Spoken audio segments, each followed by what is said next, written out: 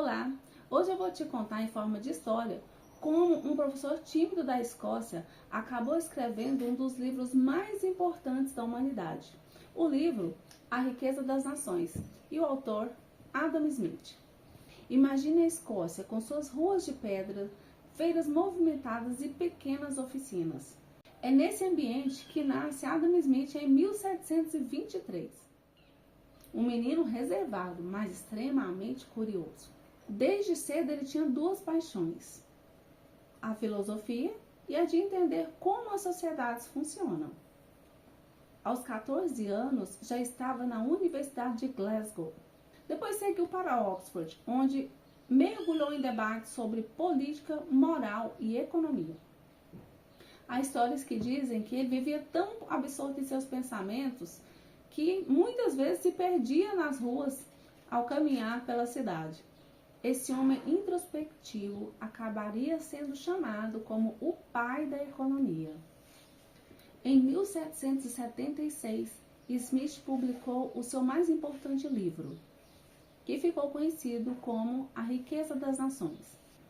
O título original do livro é uma investigação sobre a natureza e as causas da riqueza das nações. E o que tem nesse livro que mudou tudo? É isso que eu vou te explicar agora.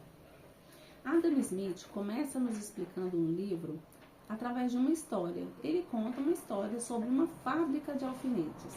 Ali ele descreve como 10 trabalhadores, dividindo o processo produtivo em pequenas etapas, acabam conseguindo produzir milhares de alfinetes por dia. Sendo que, se cada um fizesse sozinho o trabalho, conseguiriam produzir apenas algumas unidades. Essa é a primeira grande ideia. A riqueza de uma nação depende da sua produtividade. E a produtividade cresce quando as pessoas se especializam e cooperam. Daí a ideia da divisão do trabalho como fator de aumento da produtividade. Outro ensinamento que o livro traz e que é bastante importante é a ideia da tão famosa mão invisível. Smith observa que ninguém produz tudo sozinho. Então trocamos o tempo todo. Trocamos habilidades, produtos, serviços. E o que coordena essa enorme rede de trocas? Não é um rei e nem um governo planejador, mas o que o Smith chama de mão invisível, que nada mais é do que o sistema de preços. Quando cada indivíduo busca melhorar a sua vida, sem querer, ele acaba promovendo a melhoria do bem-estar de outras pessoas. O padeiro, por exemplo, não faz pão para salvar o mundo, mas ao fazer pão e vender esses pães no mercado, ele acaba alimentando centenas de pessoas. Isso traz a ideia de que quando a sociedade troca, existe uma busca por satisfazer e melhorar a sua condição de vida individual, cada um buscando essa melhoria. Só que quando cada um busca o melhor para si, isso acaba reverberando na melhoria da condição de vida de outras pessoas. E essa é a ideia da mão invisível. Para se compreender a ideia de preço, é preciso entender a ideia de valor. Para Smith, o valor das coisas pode ser definido como valor de uso ou valor de troca. A água, por exemplo, é extremamente útil, mas é barata. Os diamantes são pouco úteis, porém são extremamente caros. Ele argumenta que o trabalho é o elemento central que determina o valor das coisas. Ou seja, quanto mais valor alguém dá a um produto ou serviço, maior é o preço que essa pessoa está disposta a pagar por esse produto ou serviço. Sobre o papel do Estado, Adam Smith defende não um Estado frágil, mas ele defende um Estado que atue fortemente onde precisar, que do ponto de vista do Adam Smith é na defesa nacional, na justiça e segurança, na infraestrutura básica e na educação básica, por exemplo.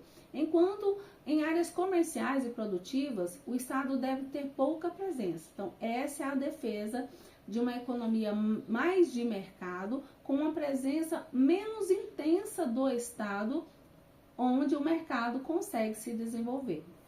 Smith trata também da questão da tributação, da cobrança de impostos. Sobre os impostos, ele apresenta 4 princípios que hoje influenciam Ainda os sistemas tributários.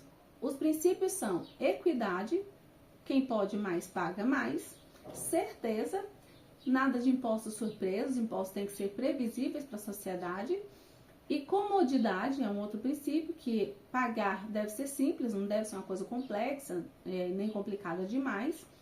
E a eficiência, o imposto não pode ser tão elevado que destrua a economia. Ele deve ser eficiente na arrecadação para a manutenção das políticas de Estado, das políticas públicas, porém ele deve ser aplicado na sociedade, mantendo a equidade entre as pessoas, tendo uma certa previsibilidade para que as pessoas não sejam pegas de surpresa pelo tributo, e também o pagamento deve ser realizado de forma simples para favorecer a execução desse pagamento. Naquela época, quando Smith escreveu A Riqueza das Nações, o modelo de mercado que dominava o mundo era o mercantilismo. E o que o mercantilismo dizia? O mercantilismo dizia que a riqueza das nações estava baseada exatamente no acúmulo de metais preciosos, principalmente ouro e prata.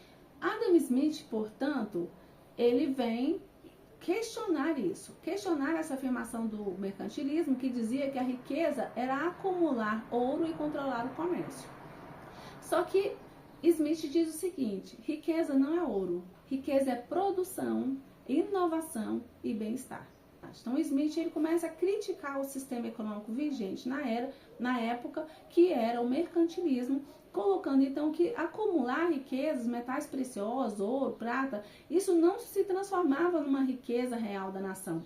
Que para que uma nação fosse verdadeiramente rica, ela precisava produzir bens e serviços, comercializar esses bens e serviços, inovar, melhorar as condições de vida da sociedade, trazendo bem-estar para toda a sociedade. Dentro desse contexto, Smith então estabelece a teoria das vantagens absolutas. Como a economia e o comércio é baseado, de acordo com Smith, nas trocas, a teoria das vantagens absolutas diz que os países devem se especializar naquilo que produzem melhor, com menor custo, onde eles têm maior vantagem de produção, e realizar trocas com outros países, comprando dos outros países aquilo que eles fazem de melhor e vendendo para esses países aquilo que o país faz de melhor. Dessa forma, todas as nações estariam realizando trocas eficientes, promovendo então uma melhoria do comércio internacional e o crescimento das nações, a riqueza das nações. Isso então aumentaria a riqueza global, aonde todos ganham. Então, o comércio internacional é visto por Smith como algo extremamente vantajoso, que permite que, através da especialização, os países realizem trocas, produzindo aquilo que eles têm maior vantagem produtiva. Então, Riqueza das Nações, resumidamente, não é um livro que trata sobre economia simplesmente. Ele é um livro que trata sobre o comportamento das pessoas. Foi a primeira vez que um autor, que um estudioso, parou e sistematizou o comportamento econômico das sociedades.